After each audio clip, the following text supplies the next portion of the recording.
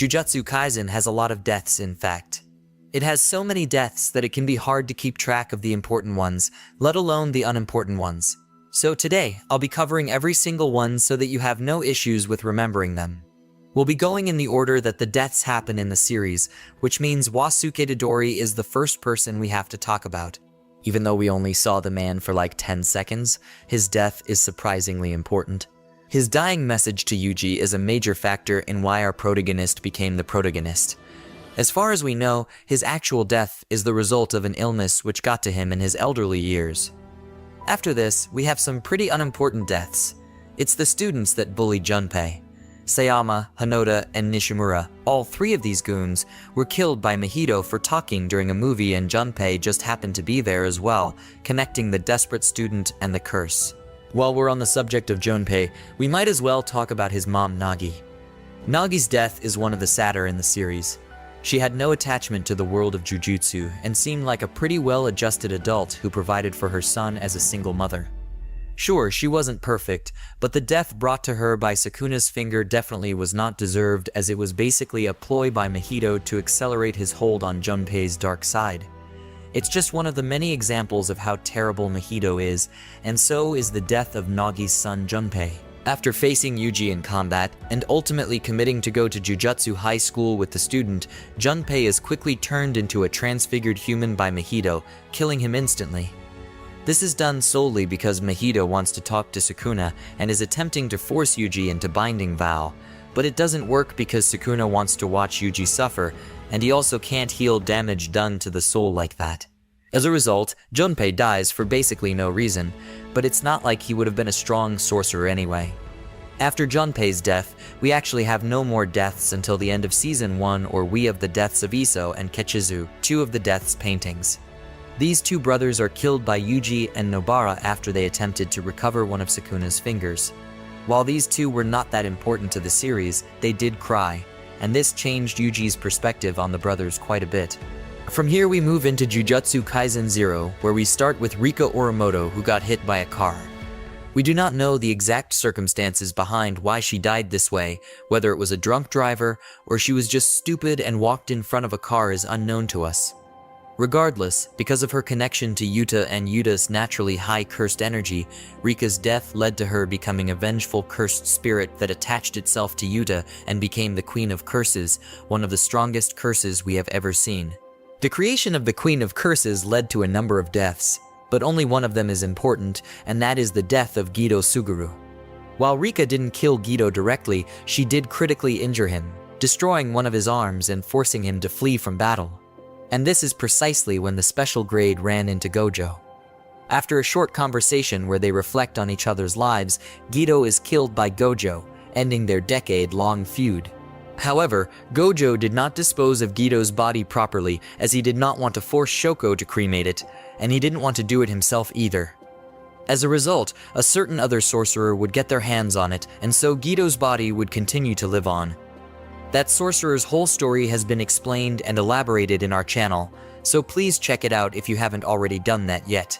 Jujutsu Kaisen 0 does have one other death, but it's super insignificant. It's just that guy that seemed like a donator for Gido's cult. After he stopped contributing to Gido, he just let some curses munch on his face until he died.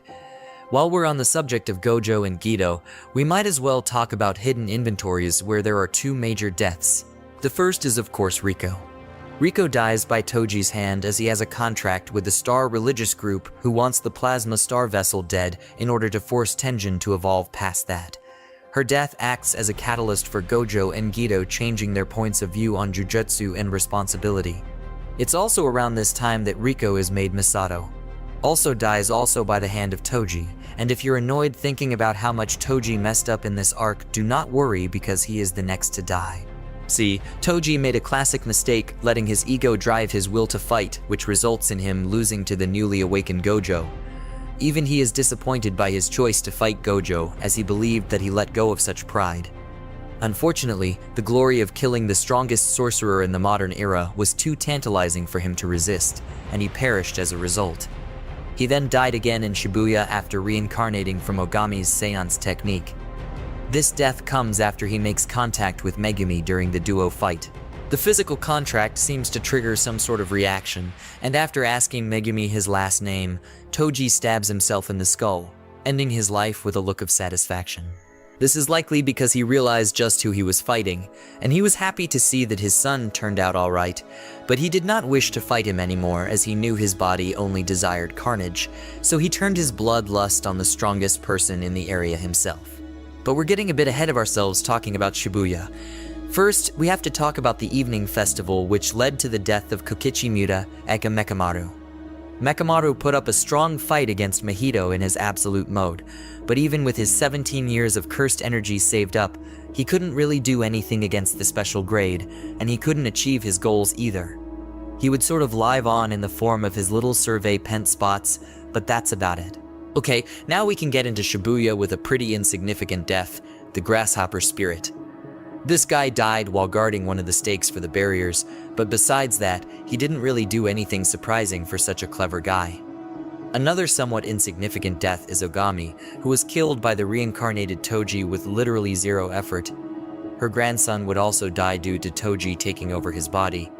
His death is mostly insignificant, unlike the next death, which is Hanami. Hanami is the first disaster curse to die, and it is ultimately her own stupidity that does her in.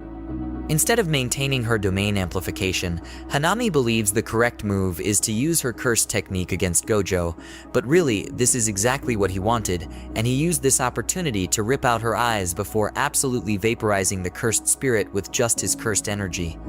Not too long after, another disaster curse falls, this time it's Dagon. To be honest, Dagon mostly got unlucky. Like, he 100% could have beaten Nanami and crew. It just so happened that he had to run into one of the few people stronger than him who also acquired the perfect curse tool to destroy the octopus. Dagon dies to Toji after sustaining massive damage from the sharpened ends of Playful Cloud. Pretty much right after Dagon's domain collapses, 2 more people die. This time it's Nanako and Mimiko. They feed Yuji one of Sukuna's fingers, and when combined with the 10 that Jogo feeds him, it is enough for the King of Curses to temporarily gain control over Yuji's body. This ultimately results in a number of deaths, with the first being Mimiko for trying to control Sukuna, and the next being Nanako, who dies right after when she attempts to fight Sukuna while enraged by Mimiko's death. Neither of these deaths are that important, and they mostly aim to tie up some of the loose ends from Jujutsu Kaisen 0. The next death, however, is important, and that's Jogo's death. After Sukuna makes a wager with a spirit, the two engage in a battle that does some pretty major damage to Shibuya. While Jogo does put on a show and proves himself to be quite strong, he's still no match for Sukuna and is unable to land even one hit. In his final moments, he thinks only of his friends who he watched die, and they all sort of realize that they have no choice but to put their faith in Mahito as he was the last one of the curses remaining. Sukuna then gives Jogo a message of praise, saying that the cursed spirit is actually quite strong before he is incinerated and sent to the plane of non-existence. Ironically, the last person Sukuna kills is probably the weakest, and that's Haruta. Haruta was originally left alive by Sukuna, so the battle with Maharaga would not end, but he did suffer damage from Malevolent Shrine, which ended up being enough to do him in. And honestly, thank God. Never been so happy to see a character die before. Good riddance.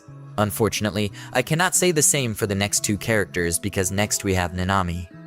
After sustaining major damage from his fight with Dagon and then getting burnt alive by Jogo, Nanami has the misfortune of running into Mahito. These two have a history, but at this point it's clear to both of them that Nanami is in no position to fight. Instead, he thinks of the future and the possibility of a vacation. He chooses to go south, leaving the fate of the Jujutsu universe in the hands of Yuji Itadori, who arrives with perfect timing to watch one of his mentors die. Nanami always gave off the vibe of one of those characters that wasn't supposed to die. He was a character that didn't feel important enough or powerful enough to be worth killing off, and I think that is precisely why he did die in that moment. It was a moment to display that the salaryman had found peace in knowing that he had tried his hardest, and a moment to display the pure evil that is Mahito. And Mahito is not done. Shortly after Mahito would claim another life after his body double enters combat with Nobara, he realizes what a threat the female student actually is.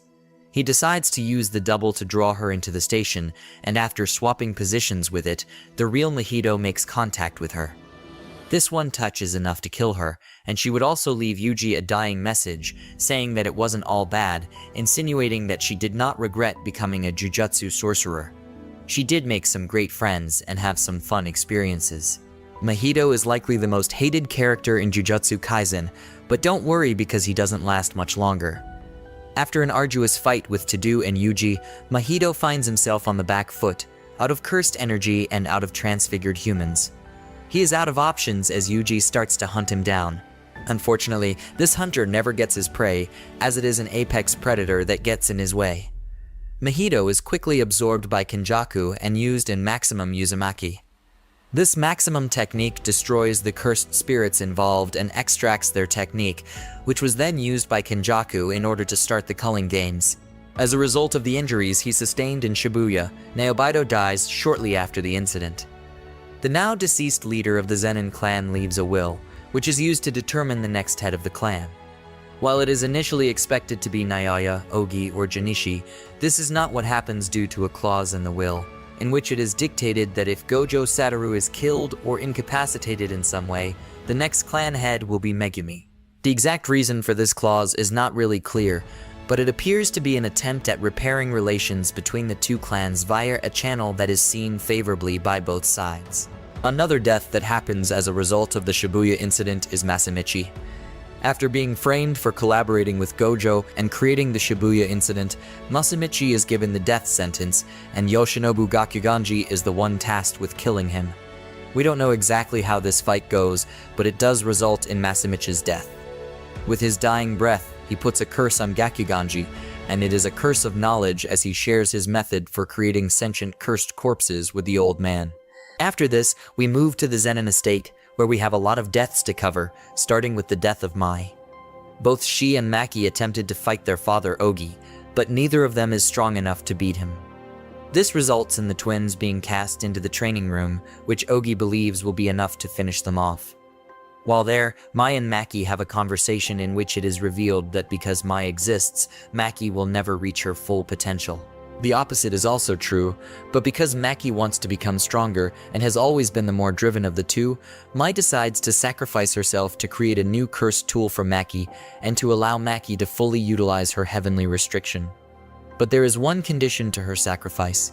Maki must destroy everything, and so she does, starting with her own father, who is startled to see Maki alive and emanating the same aura as Toji.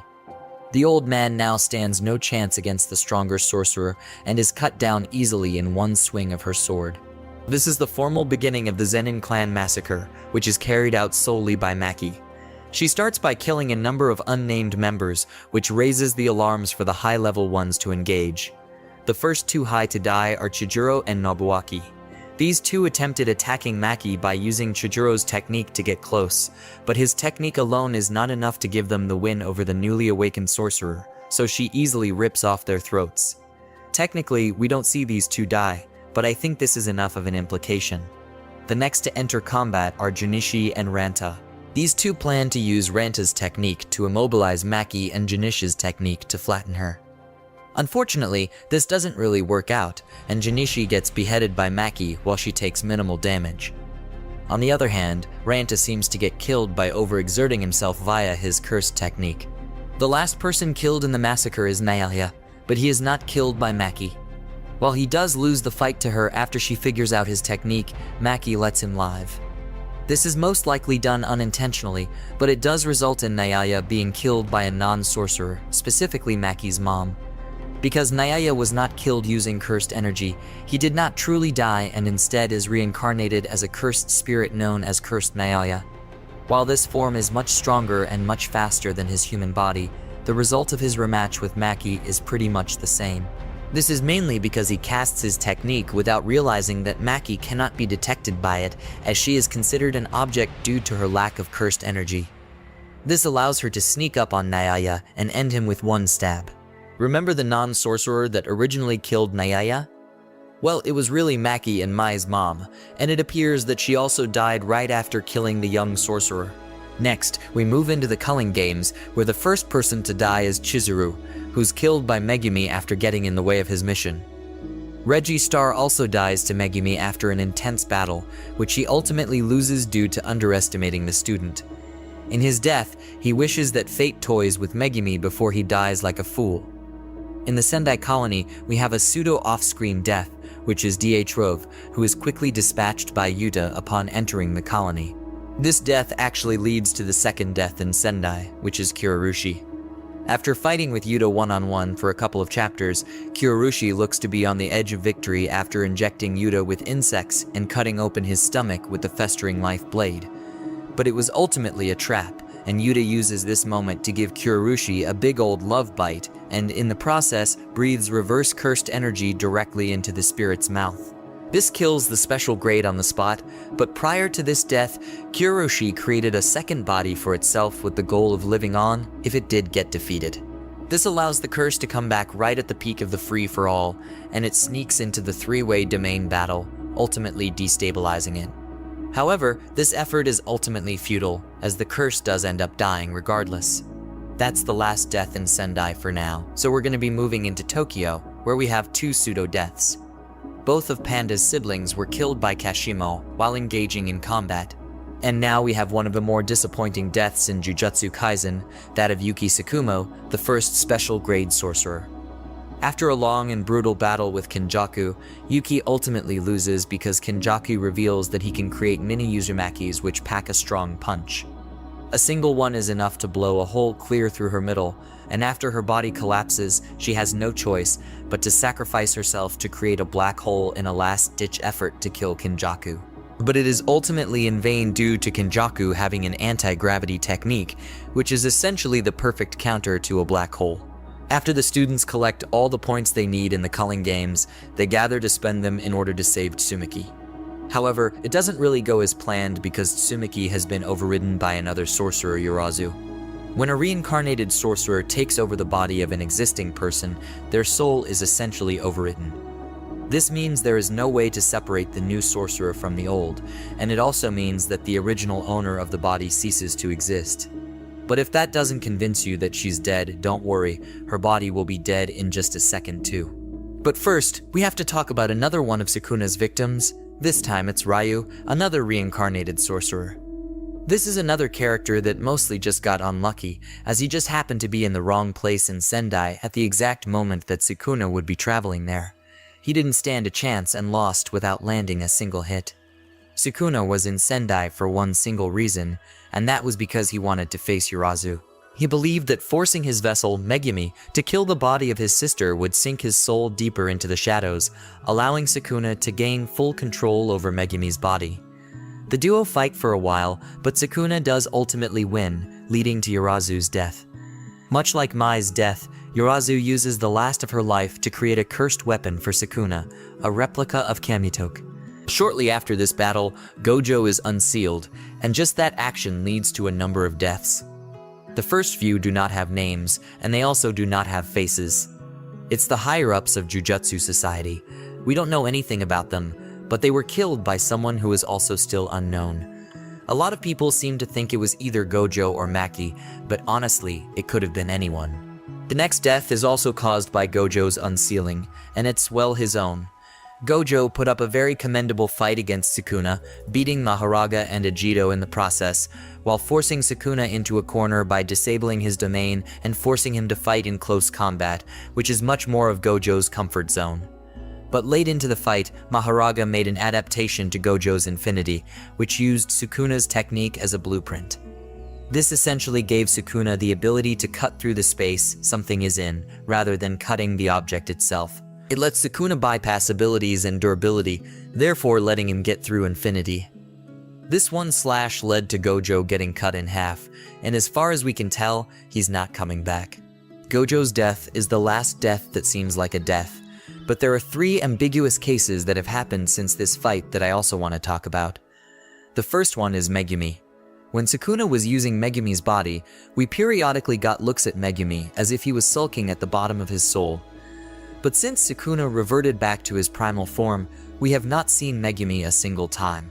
Considering that Sukuna needed Megumi's vessel specifically for the technique, it seems like shedding his vessel led to Megumi's death, but it is still pretty ambiguous due to not having any kind of confirmation from Sukuna or Yuji or anyone. There's also a lot of ambiguity surrounding Kashimo because after his thrashing by Sukuna, he faces down a barrage of dismantle that seems unavoidable, but right before it hits, both him and Sukuna go into a flashback and talk about love for a little bit. When Sukuna returns to the real world, Kashimo is nowhere to be seen. It seems very likely that he was killed, but much like Megumi, he kind of just disappeared. The final unconfirmed death is Takaba, whose death is pretty new. His conversation with Kenjaku and their comedy club did kind of make it seem like he was dying because he didn't want it to end. But like, first of all, what killed him, and second of all, he could actually just be talking about his comedy routine. And that's everyone, I think. There are probably a few unnamed characters in here that I forgot or something, but they're not really important. If you enjoyed, please consider subscribing. It would really mean a lot to me. Thank you to everyone that has subscribed so far. Truly, thank you so much. Check out another video, and I'll see you again soon in a little while.